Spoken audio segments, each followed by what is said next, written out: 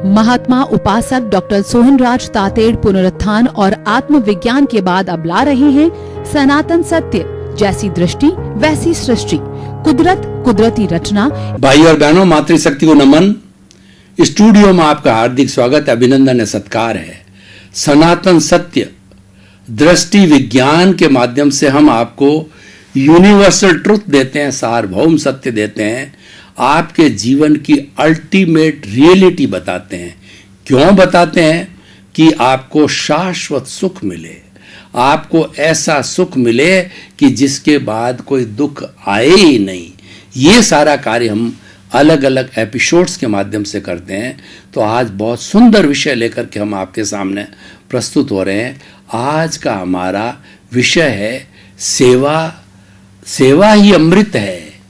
देखिए भाई और बहनों, अमृत जो होता है वह इतना मधुर होता है कि उससे बढ़कर के इस दुनिया में कोई द्रव्य नहीं है, और जहर से बढ़कर के कोई बुरा द्रव्य नहीं है। जहर पीते साइनोसाइड ऐसा होता है कि जीभ पे रखते ही मृत्यु हो जाती है, वो जहर होता है।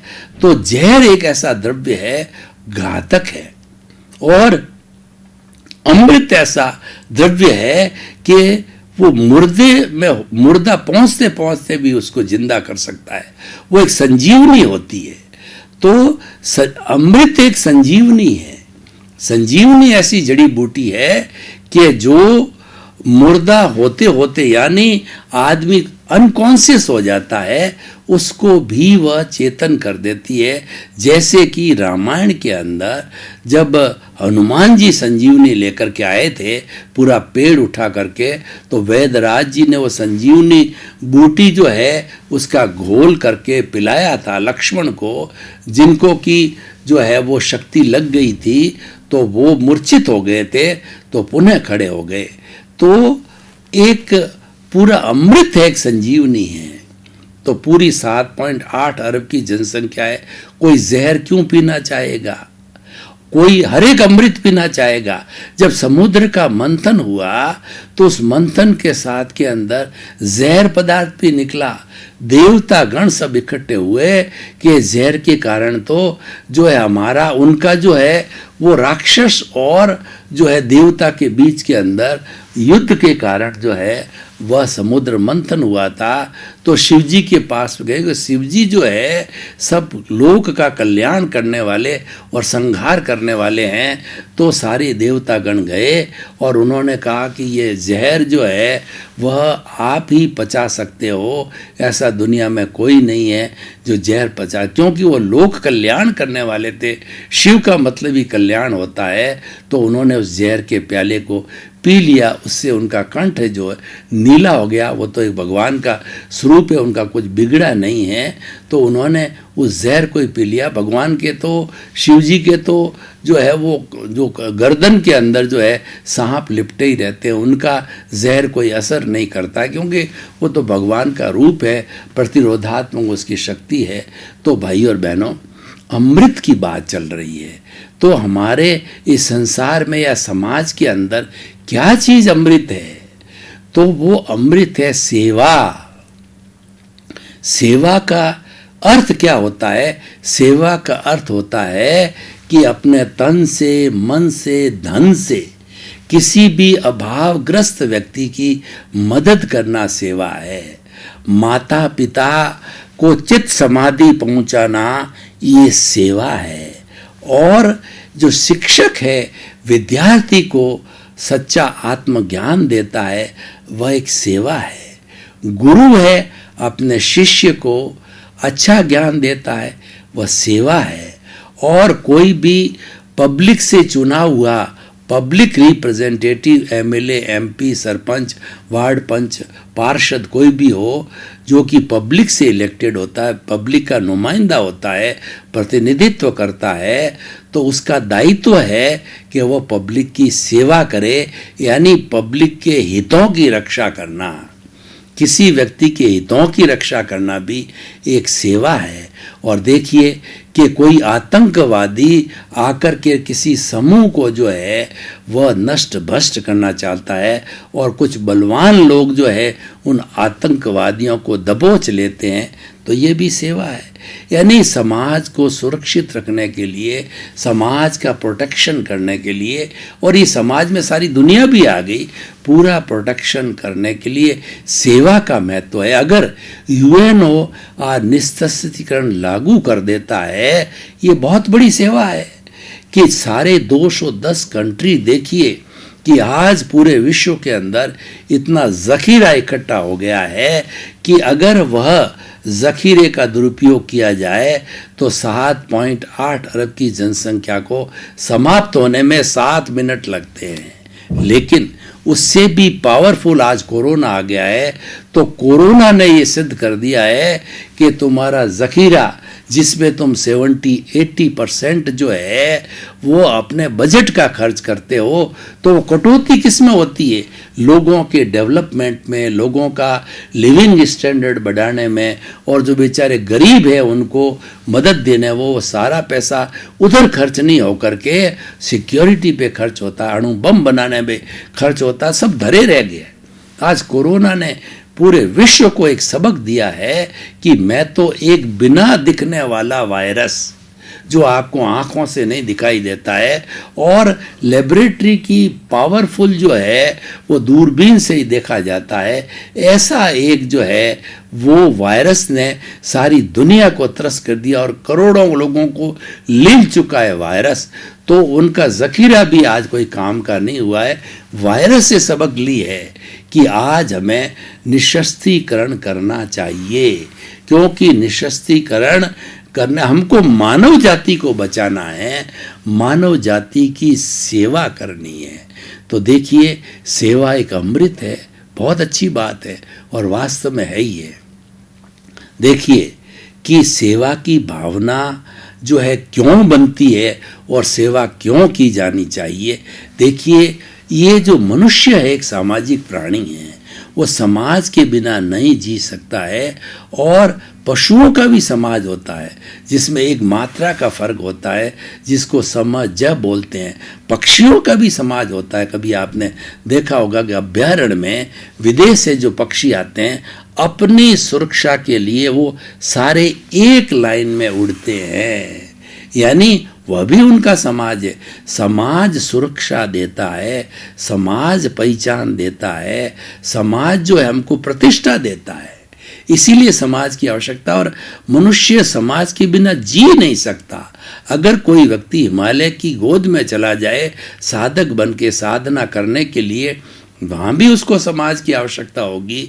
वहाँ भी उसको रोटी चाहिएगी, पानी चाहिएगा, शेल्टर चाहिएगा, सर्दी गर्मी से बचाव चाहिएगा, और जो हिंसक पशु है उससे बचाव करने के लिए उसको एक कमरे में रहना पड़ेगा। तो इस तरीके से वहाँ भी समाज चाहिए। ये सब सुविधाएं कौन देगा? समाज देगा। समाज की जो मूलभूत हमारी सुविधाएं हैं, जो कि भारतीय संविधान के अंदर ये लिखा गया है कि कोई भी सरकार आए डेमोक्रेटिक रूप से, वो जनता की है, जनता के द्वारा है और जनता के लिए है। तो हमारा भारत का जो संविधान है वो विश्व का सबसे बड़ा डेमोक्रेटिक कंट्री होने का संविधान है और रोल मॉडल का सिद्धांत है। बहुत से देश जो है हमारे उस सिद्धांत को जो है हमारे उस संविधान के आधार पे वो आज़ादी प्राप्त करते हैं और वही लागू कर रहे हैं, क्योंकि हम जो है 1.30 अरब की जनसंख्या, 7.8 अरब में से 1.3 या 35 केवल हमें अकेले ही है। तो विश्व का हर 5वां व्यक्ति इंडियन 5वां व्यक्ति है। इतनी बड़ी हमारी स्ट्रेंथ है। तो यानी इतना बड़ा हमारा समाज है। तो इतने बड़े समाज में, और भारत तो कृषि प्रधान देश है, यहाँ पर हम गरीबी की रेखा से नीचे जी रहे हैं, क्योंकि हम विकसित नहीं है, विकासशील है, और जो है हम विकसित हो रहे हैं। तो इसीलिए वो गरीब होने का उनका कैसे निर्भर हो, इसीलिए समाज में एक संतुलन बना कि कुछ लोग देखिए कि अपने पुण्योदय के कारण बहुत बड़े अरबपति है, जैसे मुकेश अंबानी को देखिए, ऐसे जो अरबपति है, तो उनका ये दायित्व बनता है कि जो बेचारे गरीब लोग हैं, जो गरीबी की रेखा के नीचे हैं, तो वो सेवा दे और सेवा दे करके उनको उठाने का काम करे।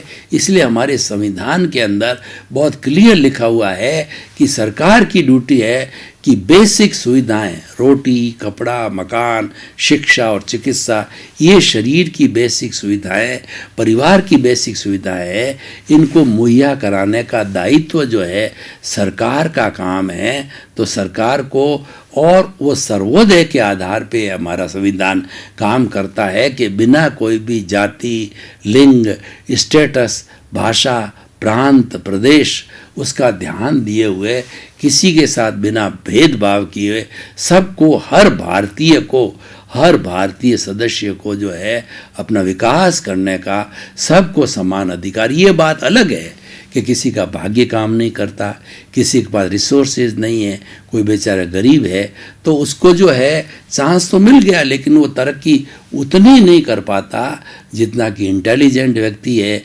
या साधन संपन्न व्यक्ति है, या भाग्य जिसका काम करता है वो विकास कर लेता है।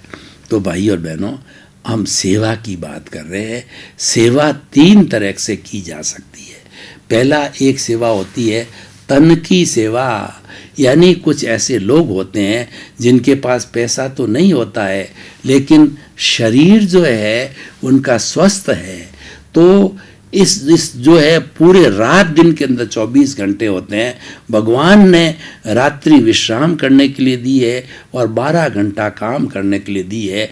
8 घंटे की ड्यूटी करने के बाद 4 घंटे उसके पास बचता है, तो वह अपनी रुचि के अनुसार एनजीओ के अंदर या जहाँ भी, जैसे मैं शिक्षक हूँ और मैं सेवा करना चाहता हूँ, तो किसी पर्टिकुलर कॉलोनी में जा कर के या पर्टिकुलर स्थान पे बैठ कर के बिना जो है वो ट्यूशन करवाऊँ पैसे लिए हुए। पैसे लेने के बाद तो वो स्वार्थ हो जाता है, वो तो रोजगार की परिभाषा में आता है, वो सेवा की परिभाषा में नहीं आता है। तो बिना कुछ लिए हुए निस्वार्थ रूप से, वो स्वार्थ की परिभाषा में आता है, निस्वार्थ सेवा कही जाती है, मानद सेवा कही जाती है कि हम उसका कोई रिटर्न वापस नहीं लेते हैं। ये तन की सेवा हो गई। और एक होती है धन की सेवा। किसी व्यक्ति के पास पैसा तो बहुत है, लेकिन समय नहीं है कि उस पैसे का रख रखाव करना या पैसे को पुनः कमाने के लिए समय नहीं होता, बिजी रहता है, तो वो अपना पैसा जो है, वो अभावग्रस्त लोग हैं, उनको रोटी, कपड़ा, मकान, शिक्षा, चिकित्सा उनको मुहैया करावे।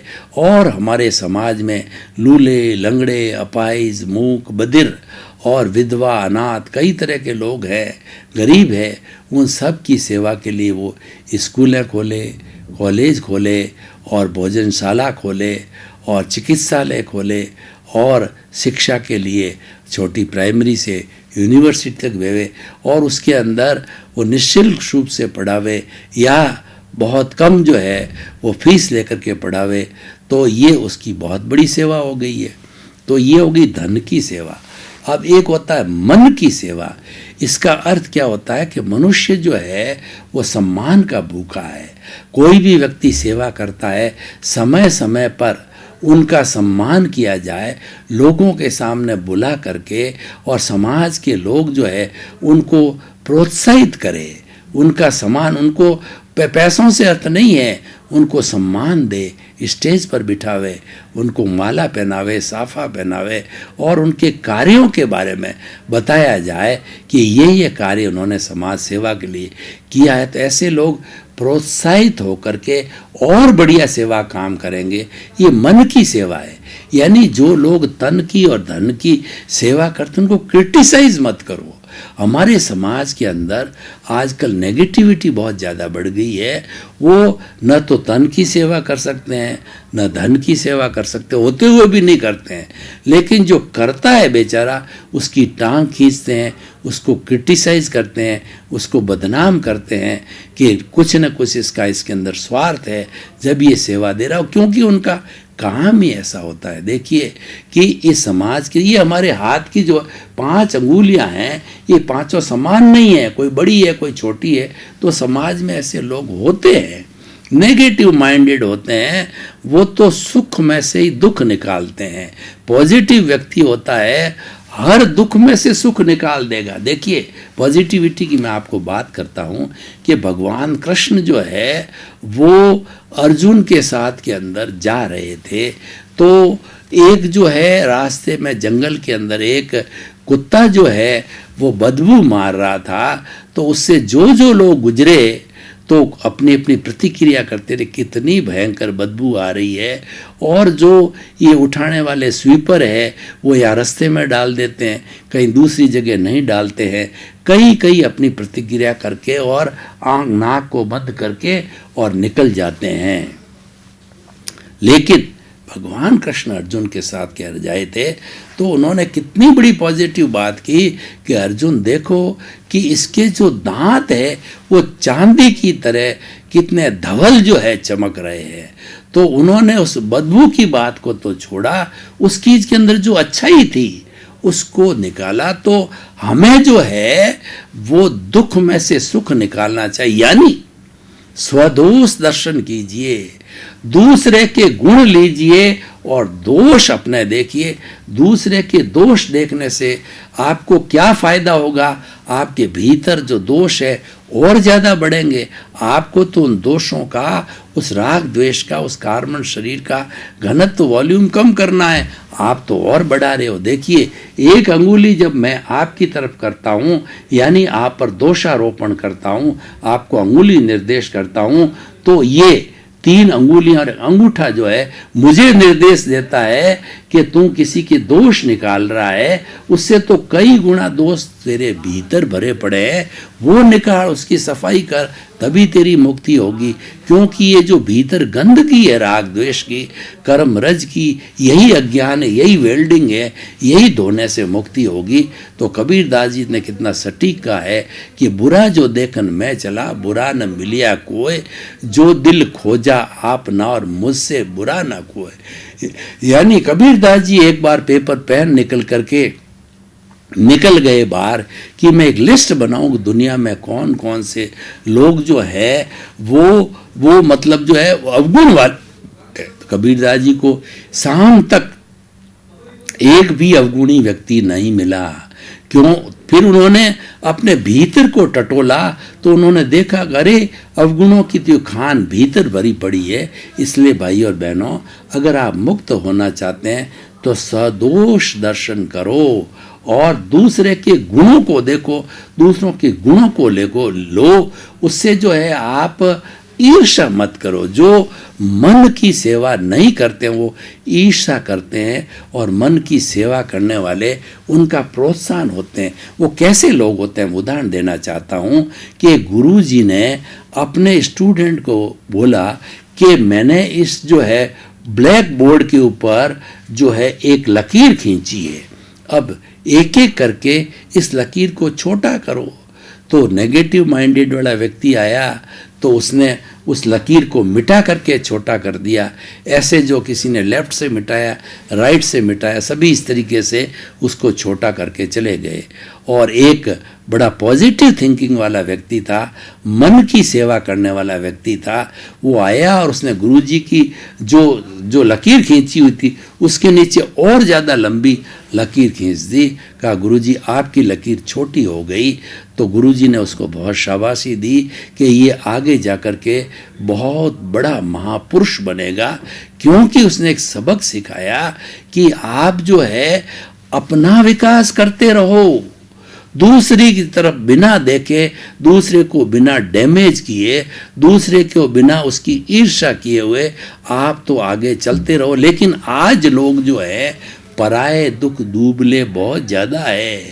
एक बुढ़िया जो है वो क्या करती, अपने घर में बिलोना करती थी, तो वह इतना जलती थी कि मेरे उस बिलोने में से तो जो है वो मक्खन निकलता नहीं, और मेरे पड़ोसी जो है उसके बिलोने में से मक्खन खूब निकलता है, तो वो उसी के कारण जो है, ईर्ष्या के कारण भीतर जलते जलते जो है वो दुबली हो गई।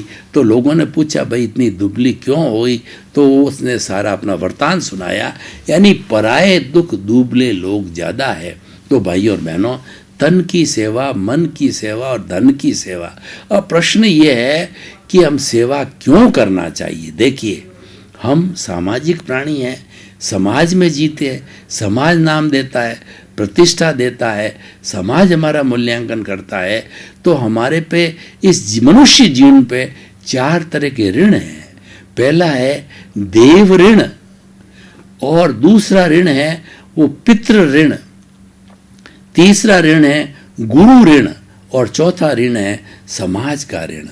ये 4 ऋण हमारे पे है, बिना चुकाए हमारा शरीर चला जाएगा तो हम जो है वह एक ऋण लेकर के जाएंगे जो अगले जन्म में चुकाना पड़ेगा।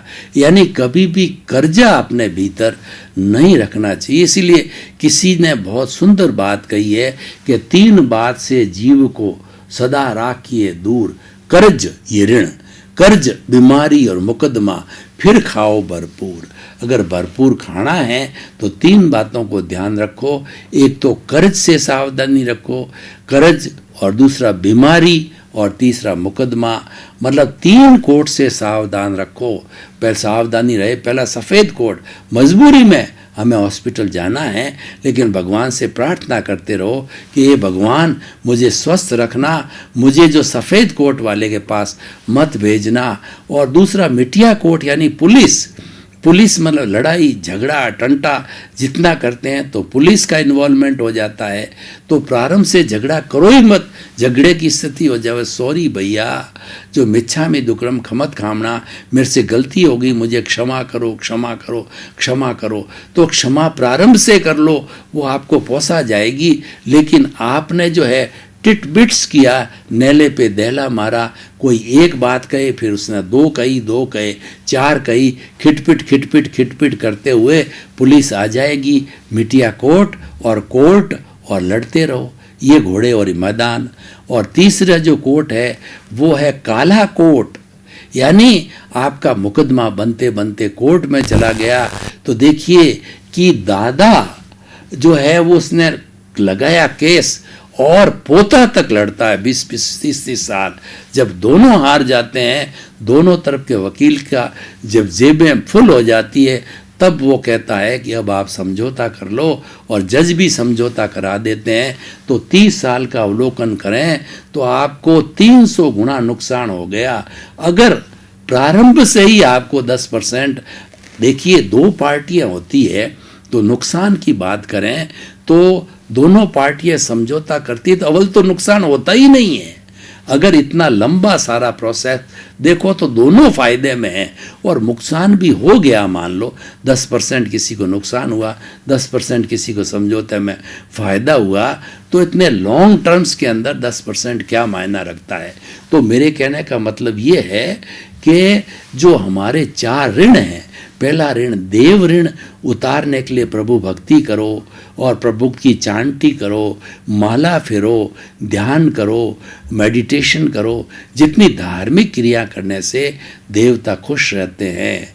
भाई और बहनों, आपका बहुत बहुत धन्यवाद। आप हमारा ये सनातन सत्य कार्यक्रम देखते रहिए। इस सनातन सत्य कार्यक्रम में इतनी पावर है कि आपके भीतर रसायन बदल देगा।